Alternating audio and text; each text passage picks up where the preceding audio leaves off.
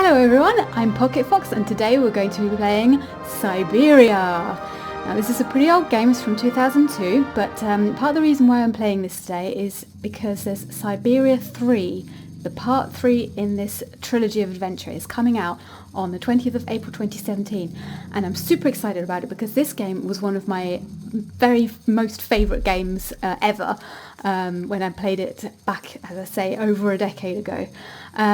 So if you like steampunk, if you like clockwork, if you like automatons and all sorts of clunky things with gears, then this is the game for you. We've got adventure, we've got mystery and all sorts of fun coming up. So let's get started.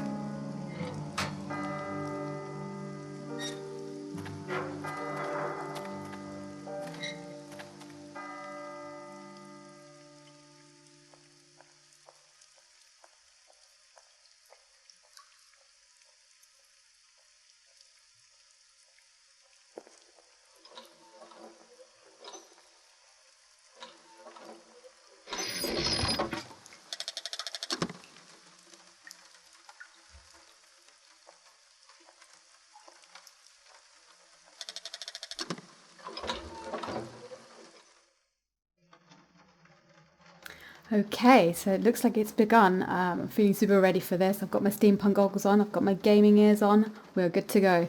So as we can see, it's a pretty miserable grey day in Val-di-Lenne in the French Alps, and we've just arrived at this hotel.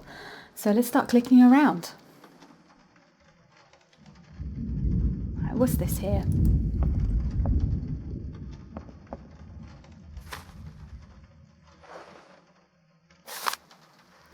Okay, welcome to Val-di-Lenne, the world capital of mechanical toys. Let yourself be transported by the magnificent landscape surrounding Val-di-Lenne, a small charming town tucked away in the Alps, and by Vorarlberg Manufacturing, whose exceptional savoir-faire in the specialised world of luxury mechanical toys and automatons is at the root of Val-di-Lenne's reputation around the world. For 800 years, the Vorarlberg family has passed its knowledge from generation to generation, perfecting the art of that particular branch of clockmaking that breathes life into the complex network of cogs and spindles that make up automatons. Its creative wonders once defied belief and drew the admiration of young and old alike. People would come from across Europe for a chance to vie for the right to own one of these fantastic toys. Unequaled savoir-faire. At the heart of a mechanical automaton is its motor. A series of spindles are set in motion to music via a set of cogs. Attached to the spindles are cams that are shaped in the image of the music. In turn, they command a series of rods which control the gestures of the toy at their tips. Ooh, looks like there's more. I tell you what, I'm not going to read through all of this because it's going to take a few minutes, I reckon. So if you do want to get all the whole background flavour, and I suggest you pause the video right now. But I do love all these old drawings that they've added to it. It just gives it all that nice bit of rustic flavour.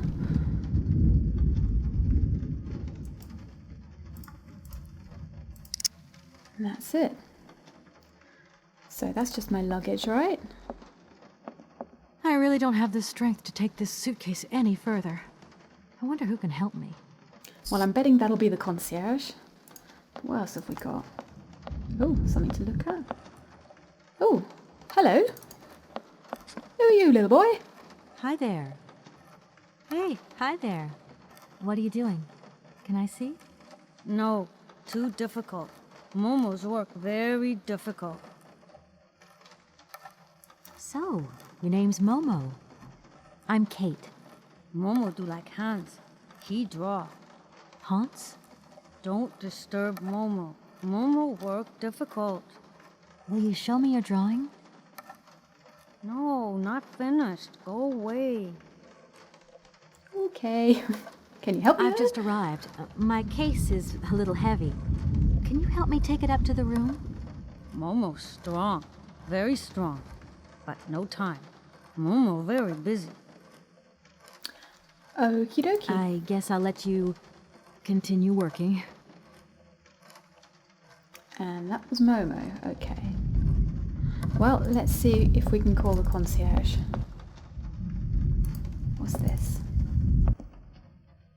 Oh, okay.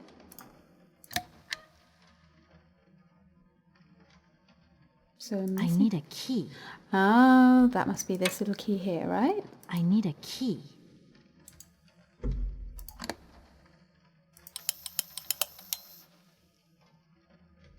You got to remember things are not quite as smooth in these old games as they are in modern games, so it's a little clunky, and obviously you got to excuse the graphics, but you know, it's still good.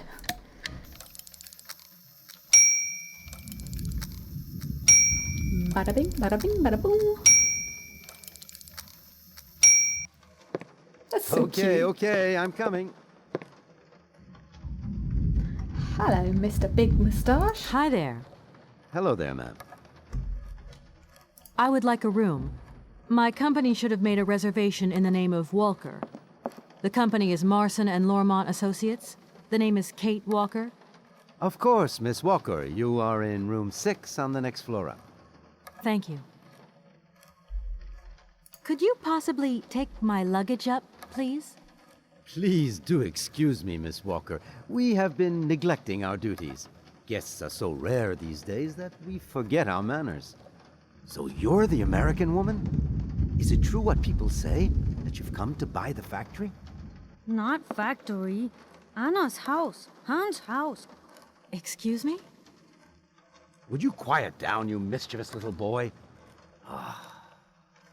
I imagine our little town must disappoint you.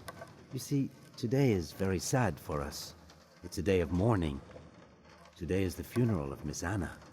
Momo sad, but Hans not dead. Hans long way away. Anna told Momo. Anna liked Momo very much. That's enough, Momo. Stop pestering the lady. Now go on, scram. Get out of here, you hear?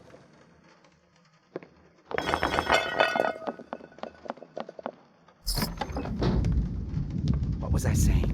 Oh, yes, Miss Anna. Such a great loss for Valadilene, it really is. Because now that she's dead, the factory will close. But you're here to stop that happening, aren't you? Our future is in your hands, Miss Walker. What? Anna Vorarlberg is dead? No pressure there, just the whole future of the whole village in my hands. So that procession that we saw earlier, that was Anna Vorarlberg's procession. Here's your room. I hope you like it, Miss Walker.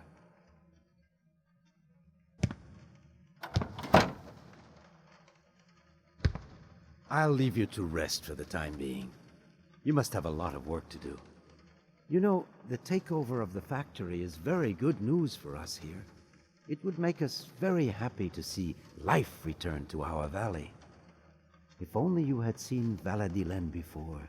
It was delightful.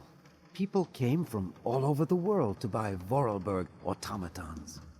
Ah, somebody has left you some mail, I see. Remember, if you need anything at all, we're not far away, Miss Walker. Okay, yeah, so that super creepy procession of automatons was taking Anna Vorarlberg's body to the graveyard, so that was pretty weird. Can I unpack? I don't need that for the time being. Guess not. Okay, let's have a look at what the fax says.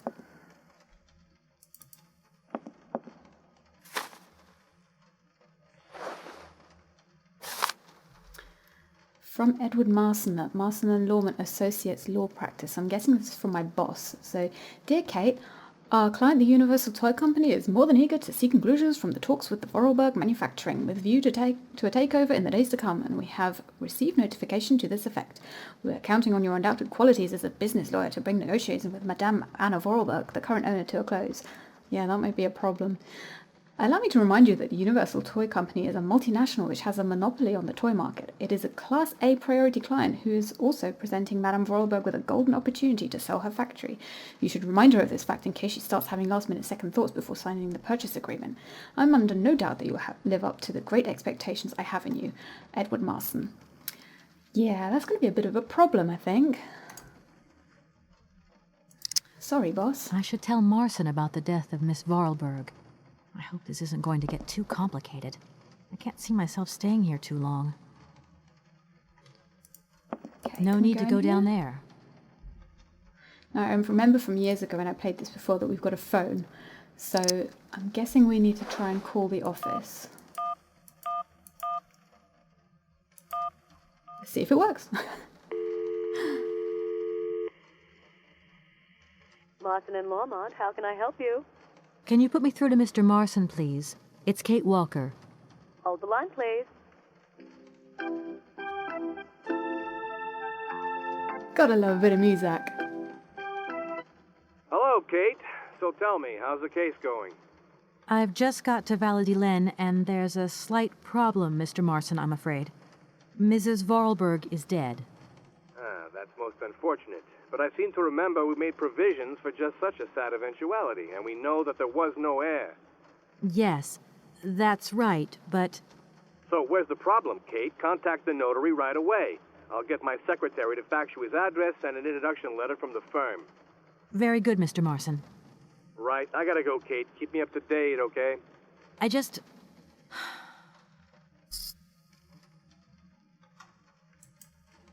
Well, he was a very busy man with a very busy plan. Okay.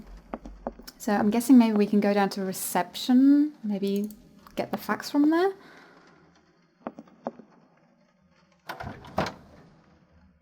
Is there anything else we can click through? Oh. Well, that'll be sort of the area to explore later, but let's go downstairs first.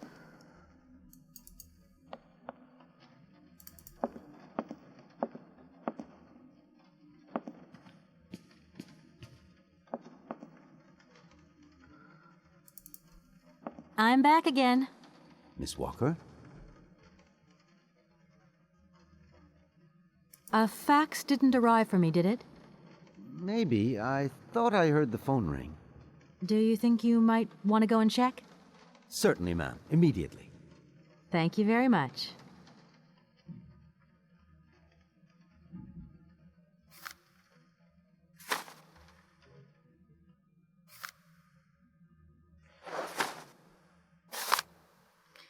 Okay, so fax from my boss to the notary here, Metra Alfalter. As you're no doubt aware, our practice is charged with undertaking negotiations for the takeover of the Vorarlberg Manufacturing by our client, the Universal Toy Company. It is with great sadness that we learn of the recent death of the manager and owner of the factory, Madame Vorarlberg, with whom negotiations have started. We are under no doubt that Madame Vorarlberg left you instructions before her death, enabling this sale to be concluded. We should remind you of the significant boost the arrival of the American multinational will bring to the economy of your region. It's for this reason that I'm sure you will give our representative, Miss Kate Walker, a warm welcome. Yours faithfully, Edward Marson. Okay, cool. Thank you. At your service.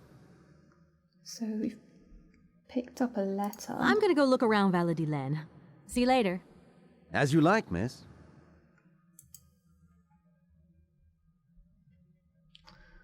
Okay. I'm back again. Let's just ask him all of the questions. Hello, my name is Kate Walker, and... Of course, of course. Walker, room 6, next floor up. I think I'm going to need your help again. Are you leaving already, Miss Walker? Should we bring down your luggage? No, I'm not leaving yet. It's just that... We would love to help, but just think what would happen if the telephone rang, or if a fax arrived, or if a customer came through the door. We don't have 5 minutes rest here. I'm sorry. Oh, it's okay, no biggie. Considering he was just saying that they had no guests at all ever, that just seems quite funny, but I could just see he's so rushed off his feet. Tell me more about... The young boy who was That. here earlier talked about, Hans. Who is Hans? Momo was talking about Hans Vorarlberg, Anna's younger brother. But he died a long time ago. Nobody here even met him. Who is the boy who was drawing here earlier? Is he your son? Heaven forbid, no, not at all. He's not a bad boy, no. Momo is just a little simple, that's all. What is his connection with Anna Vorarlberg? Momo is what you'd call the village idiot, and Anna took him under her wing. He must have reminded her of her younger brother, no doubt. And birds of a feather stick together, don't they? You're implying that Anna Vorarlberg was a little bit slow as well? Heaven forbid, no, not at all.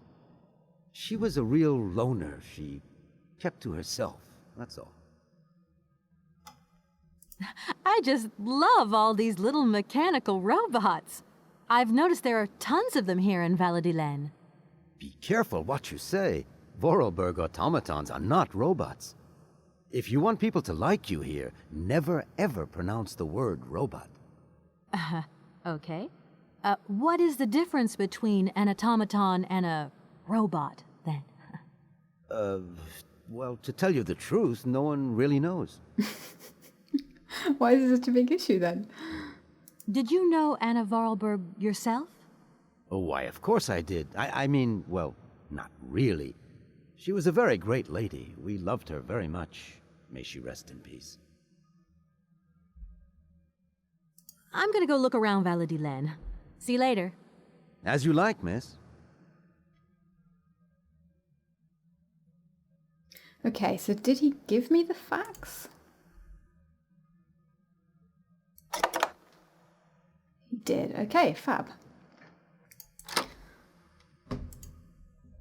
Right, let's go and have a look over here to see what that boy threw on the floor. Little Momo. Poor little Momo.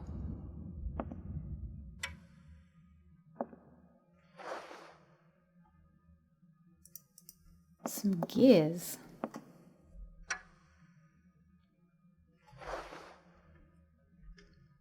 And what else have we got?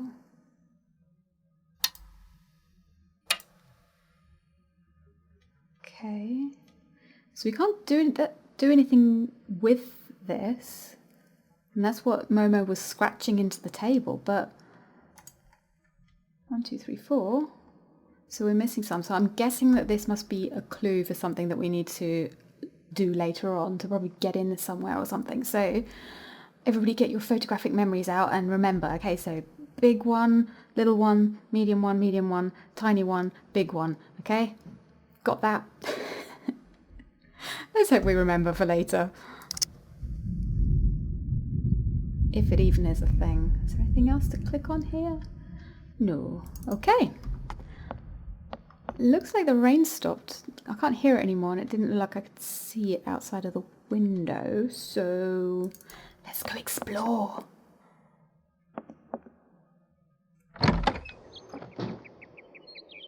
Oh, there's that little man that tipped his hat to us when we arrived. Oh wow, you can see all the Alps in the background. So I'm guessing this is heading out of town, so let's probably try head that way first. I'm loving all this weird architecture, it's really cool. It's kind of like a mix between Art Nouveau and Clockwork. Oh, what's this?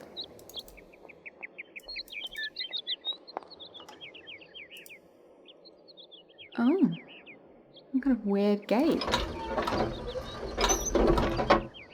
Wow, absolutely everything around here is just clockworky. If that's going to work, it looks like something's missing. Okay, save that one for later.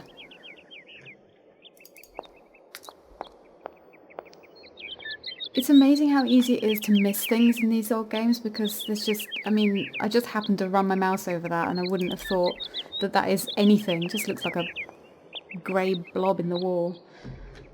Hold up, sorry. Can we go in there? This looks like an important kind of building. No need to go down there. I guess not. Let's keep going. Oh, hello, person. You look like a butcher, baker. Boulangerie. Good morning. Are you open? Can I buy something from your bakery? No, afraid not. Not possible. We're closed. I can wait a while. You can wait, but we're closed all day. Day of mourning. I'm sorry. Please accept my condolences. Don't worry about it. Because of Madame Vorarlberg's death, all the shops are closed. Mayor's decision. Try tomorrow. Tomorrow I won't be here. That's a pity. Oh, no fresh croissants for me. Damn it. So nothing's going to be open, basically. But look, it's so pretty. Does this look like a place with a notary? No, it looks like a house. No need to go down there. No, okay. Where would a notary live? Well, this looks fairly important. Let's go for this one. Look at these windows. Aren't they gorgeous?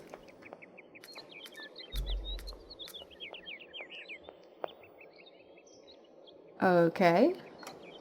This thing's jammed.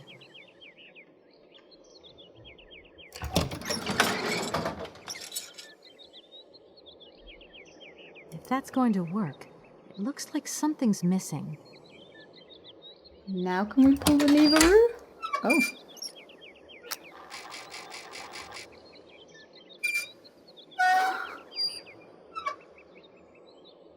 Huh, how weird is that? That's got to be the most complicated door entry system.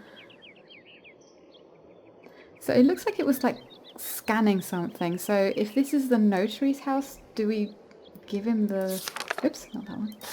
Do we give him the facts to say this is who I am?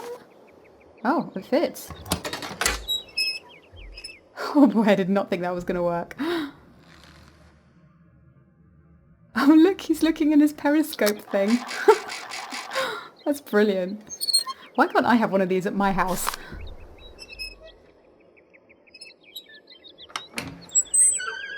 It even opens the door. Fantastic. Oh, what's this? I should talk to the notary first. Oh, okay. Is there anything to look at around here? Guess we go this way. What's that?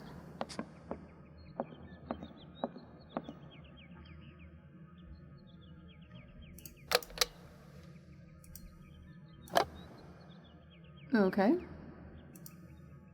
So I'm guessing this is something we're going to need to use later. So putting some inky stuff in the top maybe, and then stamping something. Probably getting something approved. Nudge, nudge, wink, wink. Drawers. I shouldn't really be rummaging through somebody's drawers, but it's a game. They expect you to do this stuff in point and click adventures. Hello, sir. Oh, hello. Miss Walker, I presume. Have you had a good journey? Everything went very smoothly. Thank you. Do take a seat, Miss Walker, please. Well, he doesn't sound mysterious at all. I imagine you are aware of the business that brings me here. Of course, I was waiting for you. I am the legal representative for the Universal Toy Company. I'm responsible for... So I understood, Miss Walker. Miss Walker, I am afraid that the sale of the Vorarlberg factory is not as straightforward as it first seemed. Whoa there. Everything was agreed. We'd obtained Anna Vorarlberg's consent, and her death does absolutely nothing to invalidate that. Now I have to be back in New York the day after tomorrow, Metro Alphotaire. My client and I are impatient to seal this deal. I understand only too well, Miss Walker. There is an heir, Miss Walker. Excuse me? An heir? But Madame Varlberg never married, as far as I know. And in my last conversation with her, she absolutely never mentioned this detail. Miss Walker, believe me, I was more surprised than you are. Anna Vorarlberg sent me a letter 2 days before she died. Understand, Miss Walker, that had I known about this earlier, I would have informed you. I shall read you the document in my possession.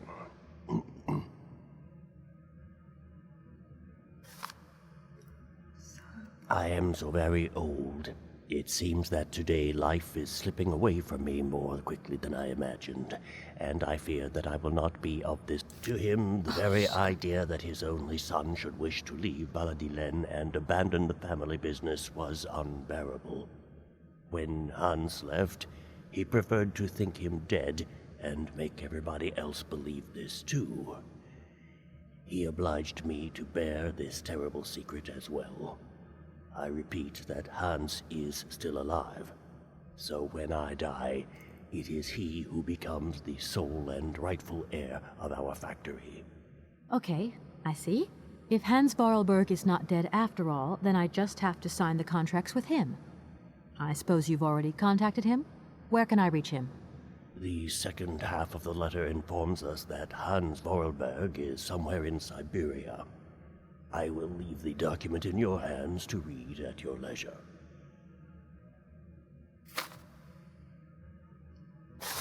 I'm so sorry about that, guys. I accidentally clicked itchy trigger finger, so sorry about that. So I'll read the whole letter in full now. Sorry.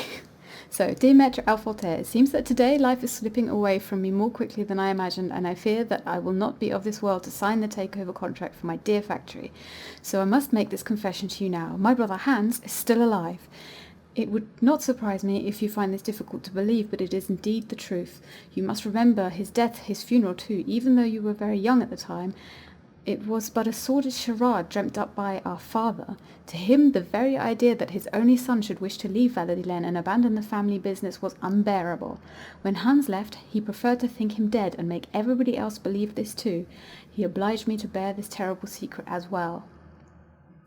I believe that Hans is still alive. I repeat that Hans is still alive. So when I die, it is he who becomes the sole and rightful heir of our factory. I have never had the chance to see my dear brother again. Fortunately, though, Hans and I have remained very close in thought. Throughout the years, I have been able to follow his meandering life as he sporadically sent me news. On occasions, he would write me letters, but they were rare, as my brother, since his unfortunate accident, has maintained a phobia for the written word.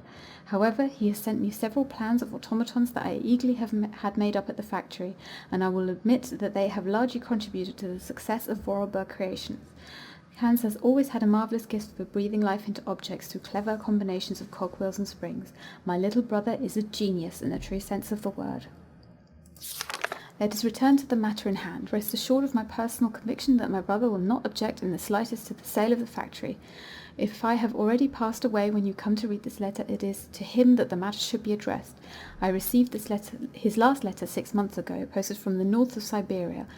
I regret to say that I have received no more recent news.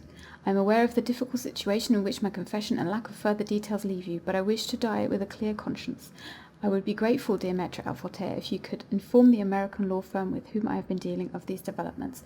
I have grown so old, so tired. With all my respect and final greetings, Anna Vorarlberg.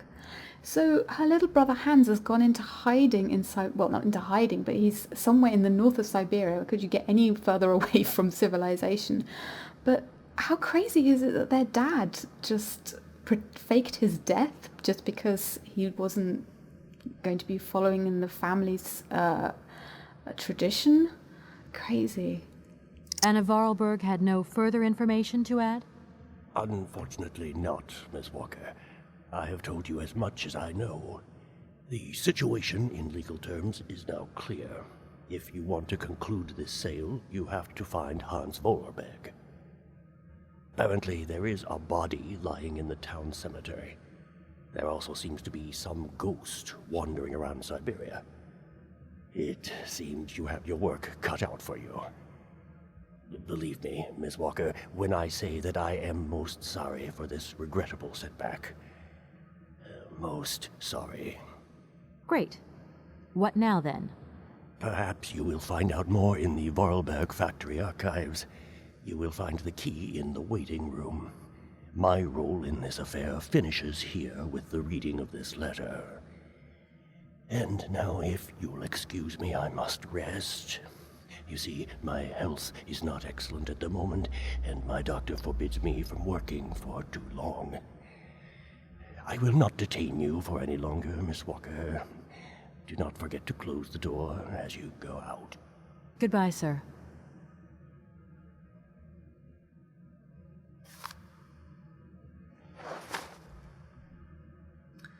Okay.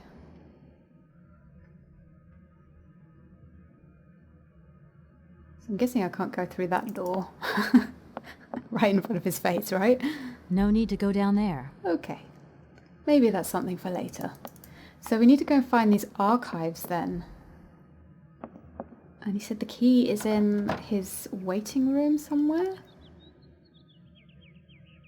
So there's nothing in the drawers. I can't see anything on this desk apart from this stampy thing. Is there anything here? I can't remember. Nothing on this side. There was that thing. That doesn't look like a key.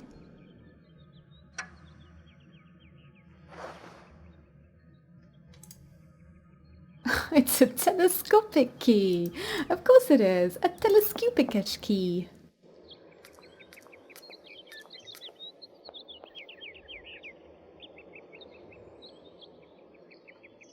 Ooh, what's this?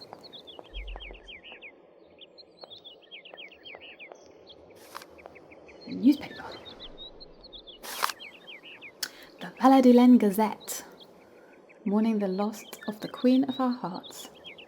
Again, if you want to read through it, I'm just going to skip over it, and if you want to read it, you can pause the video right now. Who knows, it might come in useful later, because I seem to have kept it, so that's got to be something. So, off to the archives, wherever they are. Close the doorsies. Can we go this way?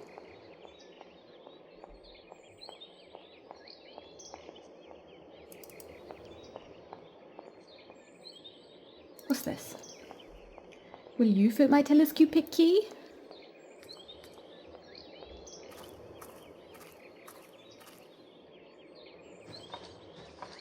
Nope.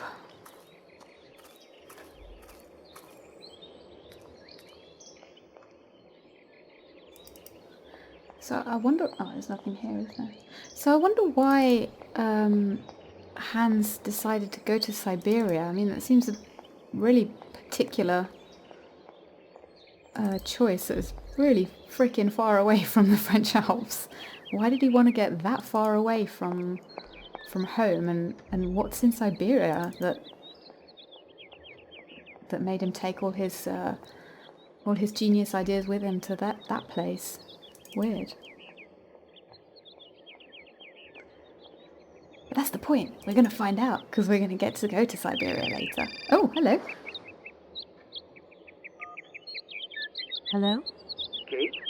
Dan, I'm so pleased to hear your voice. How are you, honey? Did you have a good journey? Have you settled in?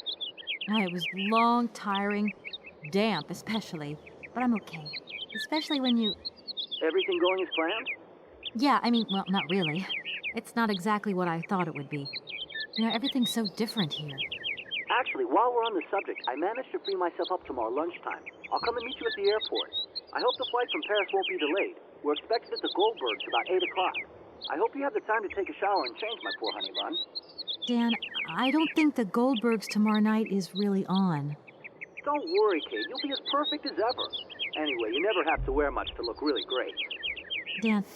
Dan, I'm going to have to extend my stay here. There's one or two complications. You understand? Kate, honey, what are you talking about? It's only a measly toy factory. The sale isn't going through as expected. I've got to stay a bit longer. Dan, you don't mind, do you? But Katie, you can't do this to me. I mean, it's the Goldberg contract. There's millions of dollars on the line here. I know, I'm sorry. You go ahead. Don't worry about me. I'll get back as soon as I can, I promise. Okay, I've got to go. I'll call you back soon. Love you, honey. So Dan's not happy that we're not coming home for his Goldberg contracts dinner. We seem that understanding. Oh, it's only a toy factory. It's only your work, honey. It's strange, but there we go. Anyway.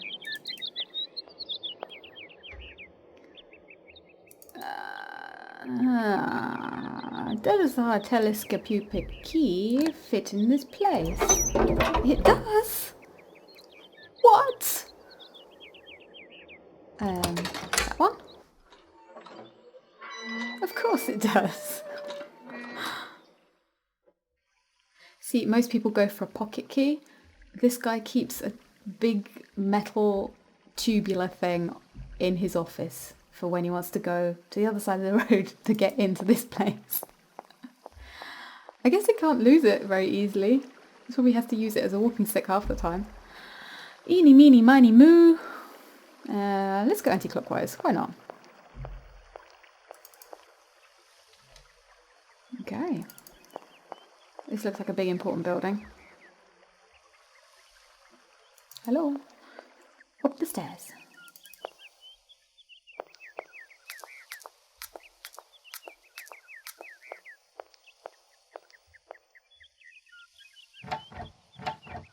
The door's locked, but I've still got to get in there. Of course it is. Oh, so does the fact that she says she's still got to get in there mean that this is the place we want to go? Is this the archive house? This is cool. Oh.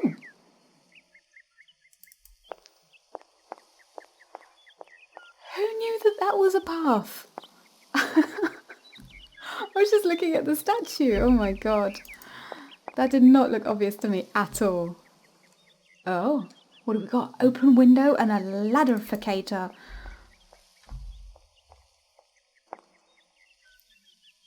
What do we do with you? I need a key. Of course you do.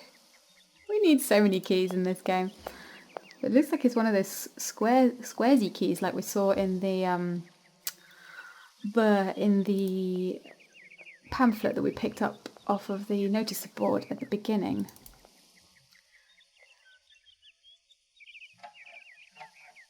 The door's locked, but I've still got to get in there. Of course. Okay. Oh, what's up this way? A garden. This is cool. Everybody loves a labyrinth. Labyrinth where the babbits run. Oh, hello, lady. Could you Good just morning. You've got a magnificent garden here. Digging? Could you just stop rummaging in the grass for a minute, please?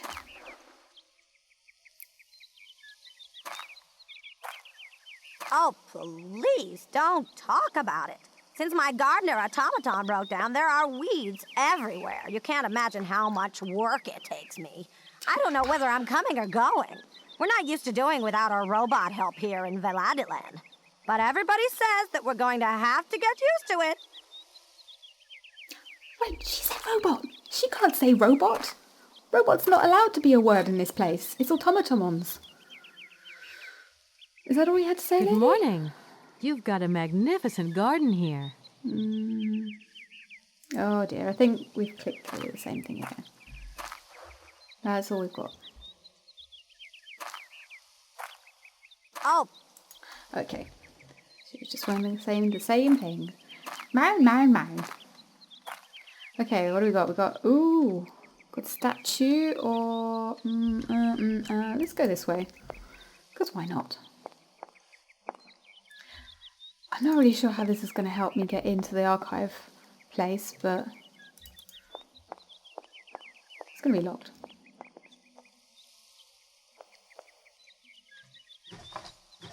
Of course it's locked. No point. It's locked. I really should learn my lesson and realise that doors that look closed probably are closed in this game. What about this place? Ooh. A key! God, that was nice and easy. It was almost like they'd left it there for me on purpose to find. Who knew? Oh, did I just miss something? No, it's just that. Okay, let's use the key to go up the ladder. Climbing through the window like a criminal. That's probably not a good thing to sing, really, is it? Oh, you lost your face, lady. Is that it? Is there anything else for me to look at? Okay, back the way we came then. Did she have a splitting headache? She should have taken a Nurofen. Bad jokes. Come on, Kate. Running through the gardens, going to the place, using the key to get into the place. Alright. Oops. Helps if you click properly. Come on, Pocket Fox. Click properly. Okay. The Vorarlberg key for the laddificator. Yay! It works! That's so awesomely handy. Upski go ski.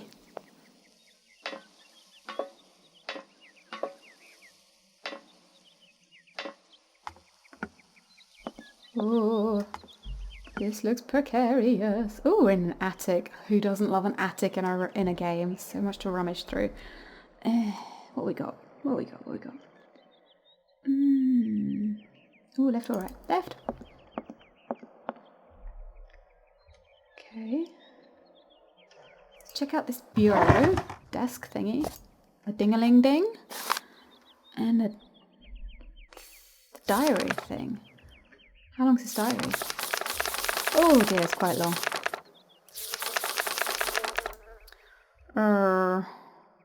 Okay, let's have a little quick whiz through it. So much to read. Okay. Yesterday something terrible happened. I do not know who to turn to, who to talk to. So I've decided to write it down. You, dear diary, are now my confidant and sole guardian of my secret thoughts. Hans lies in the next room teetering between life and death, and I'm terrified. Oh, the injustice of life. First Mama, then Hans. Please, dear Lord, don't take my little brother away as well. Aww. Hans made me promise to keep this a secret, but its burden is too heavy. I know I can tell you, though, dear diary. We discovered a cave in the mountains, a marvellous cavern with ancient paintings on the walls. Only prehistoric man could have painted them, because there were depictions of mammoths, which are prehistoric creatures as well. That much I know. I hate mammoths now. It's all because of them, and because of that stupid prehistoric children's toy. Why, Hans? Oh, why did you try and take it? And why did I let you climb up there? It's my fault you are in a coma now. Hans, if you die, I do not know how I could ever forgive myself. Aww.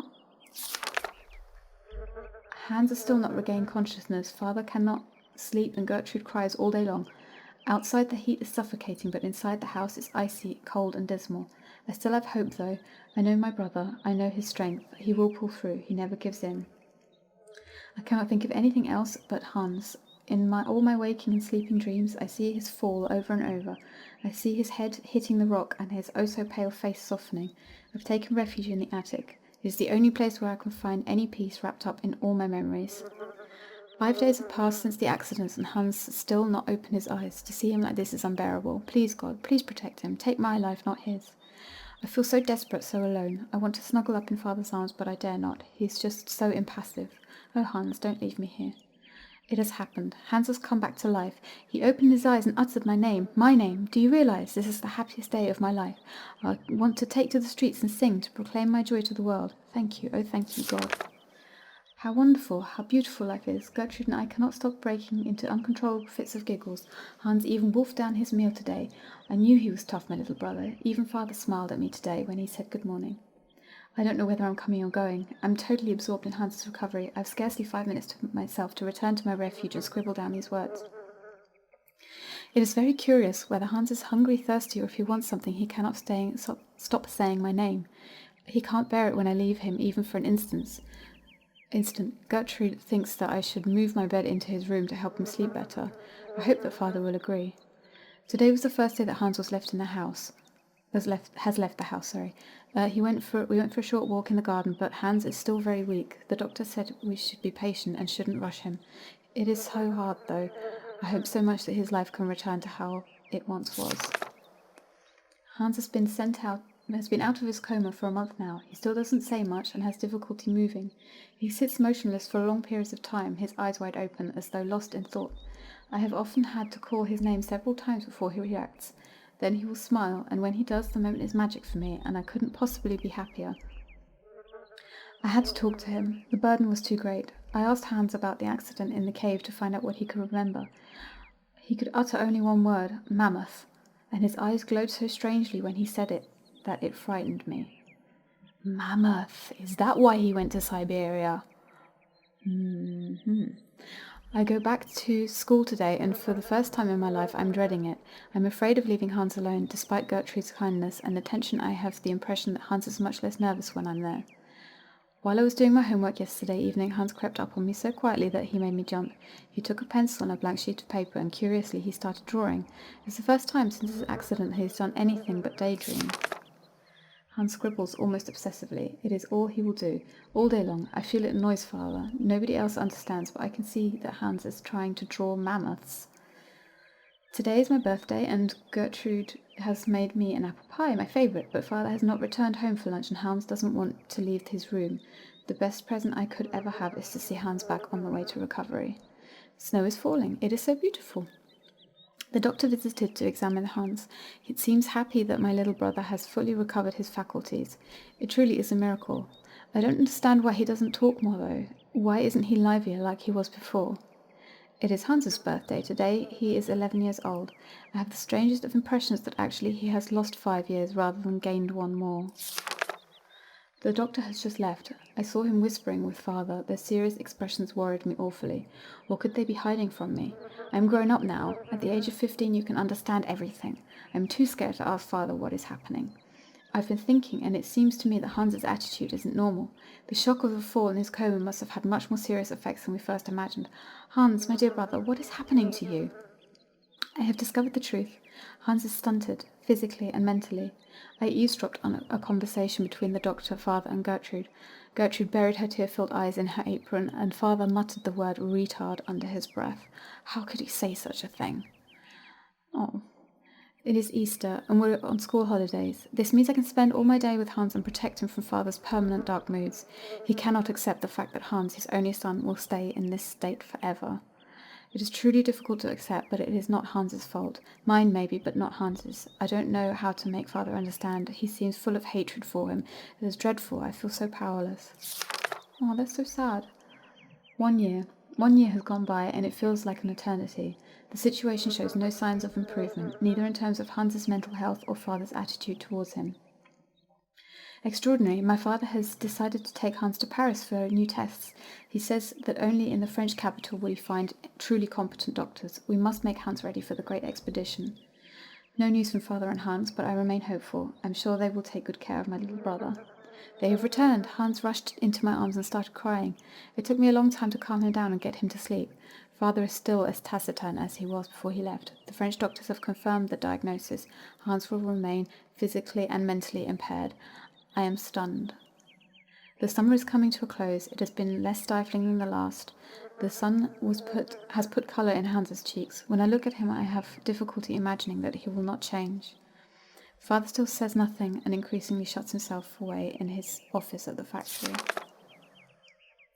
Gertrude tells me that love and faith triumph over any science. I lack neither, God be praised. Father took Hans to the factory this morning. Hans was so afraid that I accompanied them. Fortunately, father said nothing. I fail to understand why he insisted on bringing him there. Father left for the factory with Hans once again this morning. I think he wants to persuade Hans that he could be useful for something. It is his way of resisting fate. For a month now, every morning Hans has gone to work with father at the factory. I'm not exactly sure what he does there, but he seems to enjoy it. I feel my brother's behavior has changed considerably. He is much less capricious. I could cry. Hans has made me a present, a small robot mammoth with a trunk that rises and falls. When Father saw it, he nodded his head in satisfaction. Both Gertrude and Father have now have their own robot mammoths. Theirs are even more intricate and finely tuned. Little brother is not such a retard after all. Hans's mammoth now walk, raise their trunks and wag their tails. It's incredible. I met the head of the factory workshop, Mr. Grips, this morning. He says that for a young lad of 12, Hans is very gifted. It's a shame he only makes elephants. Father and Hans were locked in a long discussion yesterday, or should I say Hans was locked in one of Father's long monologues, as it is inconceivable that Hans should go to school like other children. Father wants to take him on as a worker at the factory. However, Hans will have to stop making his own little devices. Hans is silent, his half-gaping mouth and his staring eyes finally sent Father off in a rage. I tried to broach the subject with Hans. I suggested he should obey Father. Learning a craft at the factory is his one chance to do something constructive with his life. He's so gifted and takes so much pleasure in making automatons. He did look like he wasn't listening to me, but I know he'll think about what I said. It's not that Hans cannot speak, rather that he doesn't want to speak. He uses the least possible words for communication, except with me, but he's still very economical with words. Incredible. Hans was not just satisfied with learning how the assembly line works, instead he has completely redesigned it. Father and Monsieur Grips are taking on a serious look at his plans. Father has wanted to talk to me about my future since I passed my exams. He wants to send me to university because he says my intelligence is astounding. My heart was beating so loud. It is true, I do love studying, but I couldn't bear to be away from Hans. What a ghastly summer. I have been permanently torn between my desire to go to university and my refusal to leave my brother. I talked about it with Hans, but he said nothing. That same evening I found my own little mammoth broken. Oh, that's so sad. Hans had another fit of hysterics at dinner again. Father announced that Hans's new assembly line would soon be finished. However, they have removed the automaton parrots that shout orders, as they were deemed superfluous. Hans was livid. He hurled his soup dish to the ground and stormed off to his bedroom. What will happen between the both of them when I'm not there? Despite my scruples, I'm finally leaving. Hans has not talked to me for a week. Father would not understand if I told him why I wanted to stay. My heart is so heavy. And Christmas? It is so strange to be home. I had never before left home for such a long time before. Once we were alone, Hans did not stop talking. Words just leapt from his mouth. How we laughed at his excitement. He presented me with a delightful little ballerina to replace the mammoth, he told me. I was so touched that I started crying. Distance hasn't done nothing to harm the strong bond between us. It is strange to pick up this diary once more. At first my impulse was to tear it up, but I resisted and instead succumbed to my second desire, which was to write for a while. I am alone in my attic once more. I have been home for 2 months now, and after a summer spent living with the intense joy of being reunited with my brother, Hans has returned to the factory. Father has aged so, and Gertrude's arthritis causes her terrible pain. All in all, these last 4 years have been kind to Father and Hans. Their relationship is less tense. They still do not exchange much conversation, but they now have a thing in common, the factory. I'm even beginning to feel a bit jealous. Silly, really. Hans hasn't changed. To help Gertrude, he has designed a totally automated kitchen, and Gertrude can't stop moaning about the wooden puppets. Oh, how I adore them. I went to go and see Father and Hans at work. I hadn't been to the factory for ages. It is strange how much it has changed. I was very curious to see them set about their tasks. I like Father's new office very much. Hans has a small workshop on the first floor crammed with odds and ends, unfinished robots and designs, exactly as I imagined it, in fact. The factory is working very well. Orders for toys keep coming in, spurred on by the run-up to the Christmas. When I was at university and I said that my name was Vorarlberg, people would ask me if I had any relation to the Valladolid factory. Now I know the effect that Hans's genius had on the factory's renown. To make myself useful, I started helping Father set his papers in order. The most extraordinary thing of all is that for the first time ever I have the impression that the three of us form a real family. Hans never ceases to surprise me. Between home and the factory, his behaviour is so very different. In his workshop, he is serious, concentrated, a proper young man who keeps his eye on everything going on, constantly on the move and in control. One has the impression that each single toy is his very own infant. At home, he turns back into a child once more and is either moody or a happy-go-lucky buffoon. The most wonderful Christmas of my whole life, Hans and I could not stop giggling like children beneath Father's disapproving glare. I know that he was only pretending, really. Our hearts are so full of hope. Hans came to see me in my bedroom yesterday evening. I felt terribly awkward, terribly ill at ease. I might have guessed. Hans wants to leave Valadilen. The house and the factory. He wants to go travelling. He doesn't know where or to or for how long. That's just like him. I was so shocked that I told him his plans were foolish. He left my room without a word, his head bowed. So much of this. I thought that he wanted to leave because of father. Not at all. It's because of the mammoths. He wants to go tracking mammoths. I thought he'd gotten over his obsession. I know my brother only too well. I wouldn't dream of telling him his quest is useless. It isn't worth it. He will not listen to reason. I was so selfish the other evening. I returned to talk to Hans and ask him gently if he was sure of his decision. I already know what the reply is going to be. Nothing will make him change his mind. Despite my profound sadness and despair, I must help Hans fulfill the destiny he has chosen, and to announce the news to father. I fear the worst. The worst was worse than my fears. Father's anger was terrifying. He shut Hans away in his workshop at the factory and has forbidden all visits except from Gertrude, who feeds him. Father has decided that Hans should remain locked up for as long as it takes for him to abandon his infantile decision. Gertrude tells me that Hans is very despondent, yet highly resolute. The worry is driving me mad. As soon as Gertrude returns from the factory, I hasten to get news of my little brother. He doesn't say anything. He just fiddles with bits and pieces, she replied every day with a sigh. I've tried desperately to reason with father, but I know I am just wasting my breath. Hans is 18 years old today, and he is all on his own for his birthday. In secret, Gertrude delivered to me a small robot from Hans. It's a robot of us as children. It works with a small cylinder punched with tiny holes. I quivered with emotion as I turned the key. The message it gave was simple. He was telling me he loved me very, very much. Gertrude gave me a different tiny cylinder for today's toy. Hans is truly incredible. He has found a means of communicating between us and us alone in total secret. My days are spent eagerly awaiting Hans' messages. He has now resolved to run away. He is preparing his escape like if it was a game.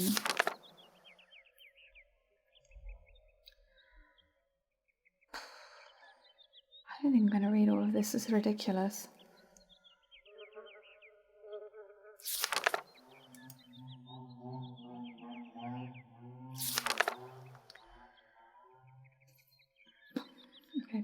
Gertrude has returned and she is beside herself. Hans has disappeared. Father was not even deigned to return to the workshop where he locked up his son, nor to find out how he managed to escape. He just gave a black look as if he knew we were up to something behind his back. It is beginning to dawn on me that Hans is gone. I miss him so much. Lord, please protect my little brother and watch over him for me. With Hans gone, father now locks himself away day and night at the factory. The house is so gloomy now. This morning I caught father in the drawing room installing a coffin on a trestle. The sight of it made my blood freeze. What on earth is he up to? My questions meet only with stony silence and a permanent black countenance. Behind closed curtains, the drawing room with the coffin surrounded by huge candles has become a veritable funeral chamber. This is ghastly. I have just understood what father is up to. This morning the priest came to pray before the coffin, and I finally caught on. Father is in mourning for the death of Hans. Father made the priest believe that his son was dead. How could he do such a thing? In the madness occasioned by his grief, my father grows ever more cold and calculating. He contacted his old friend, Dr. Schmoll, who duly drew up a bona fide death certificate without even seeing the body. I dare not imagine what yarn he spun. Hans's funeral will be officially held next Sunday. Father strictly forbade me to attend. This sordid masquerade makes me feel ill, but I cannot denounce the subterfuge, or else I will display my father's mental instability to the world. The shame would kill him, that much is certain. I have to get away, far, far away. No, I will not leave. I have thought long and hard. My life is here, next to my father. He needs me too much now. The factory needs me because father is incapable of running it now. Besides, I can only find peace of mind among Hans's robots, and how shall I know when he has sent me new ones if I am not at home to receive them? No, I shall not leave. My destiny is to remain here and keep watch. Wow, so that's the whole of the family history there for the Vorarlbergs, written by Anna Vorarlberg, and how the accident happened to her little brother Hans. And it's quite a sad kind of circumstance, really, isn't it? But yeah, now that we know for sure what happened and that Hans is definitely alive, and why he's gone to Syberia is because he's chasing mammoths. Because he was inspired by cave paintings that they discovered as children must have really imprinted into his brain when he fell.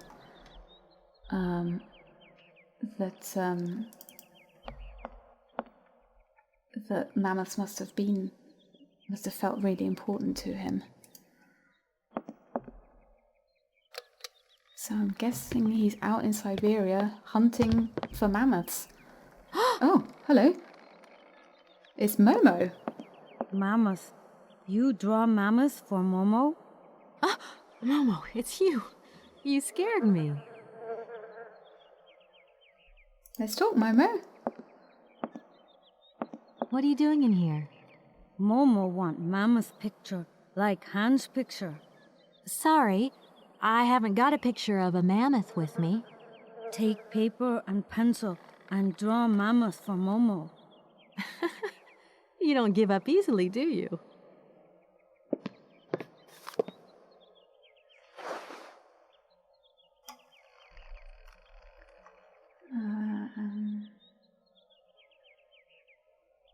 You're a sweet kid, Momo, but I can't draw, least of all mammoths. Draw mammoth easy. Hans draw mammoth. Anna draw mammoth. Kate too. I mean, maybe I could do a quick squiggle of a box, say, that has a mammoth inside. No, Momo want a real mammoth. Damn it. My goodness, you are one stubborn boy. There's something I'm looking for, but I don't quite know what. I need a clue, anything that might tell me where Hans is. You want to help me, don't you? First, you draw mammoth for Momo. And if I help you, you help me, right? Momo know Kate is kind. Kate draw mammoth for Momo. Then Momo tell Kate secret. You've got a secret? First, draw mammoth for Momo. Oh boy, you are a persistent little one, aren't you? Should we talk to him about the other stuff? Do you know if Anna came here often with Hans? Momo want mammoth picture, like Hans' picture. Okay, I don't think he's going to talk to us unless Momo, we draw him a mammoth. I've got to go now. But see you later, maybe.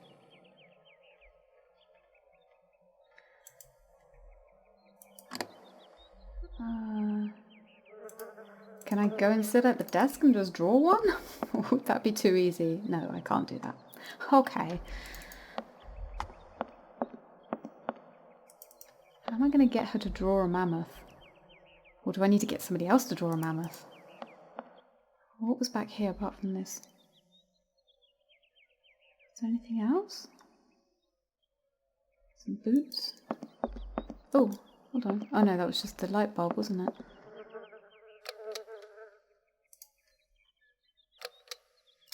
Okay, so it doesn't look like there's anything else here.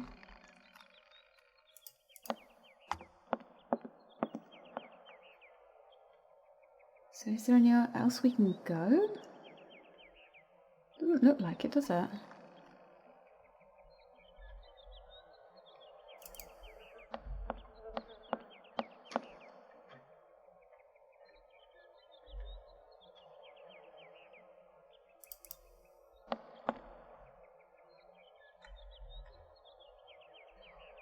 You really do have to just run your cursor over absolutely everything in these games just to make sure it's not something you really missed, because there's always something that you just wouldn't necessarily expect. Let's try and exhaust the options with Momo. Momo, I've got something else I want to ask you. Momo listening.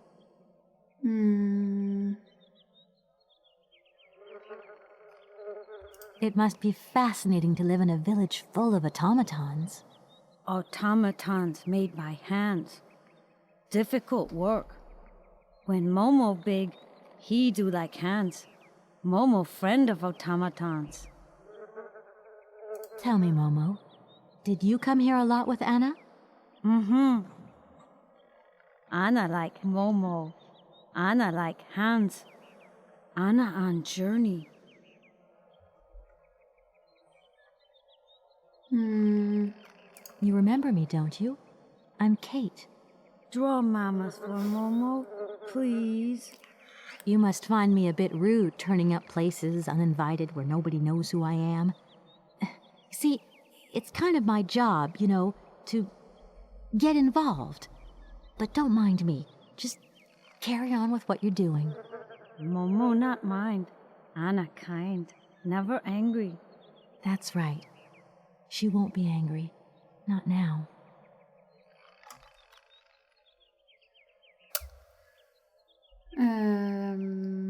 What's going to happen to you now that Anna is gone? Momo big now. They want Momo live at inn. Momo don't want. Momo take care of Momo. From what I've seen, you look pretty resourceful. Momo, I've got to go now. But see you later, maybe. Okay, so it kind of looks like I need to find somewhere to sit down at a desk or something and to start drawing this this mammoth. So, I'm going to leave it at that for now. We've learnt a lot. We've learnt a ton of stuff about Hans's and Anna's background and how the accident happened and to him and his obsession with mammoths, and that's the reason why it's taken him to Syberia. So what happens next? I don't really know. We're going to have to do a lot more exploring. We're going to have to figure out how we're going to get this mammoth drawn for Momo, and then he's going to tell us a secret, and we love a secret. So I hope you enjoyed this video. If you did, click like and subscribe to our channel. Thanks for watching, and I'll see you in part 2 of Syberia. That's all for now. Bye!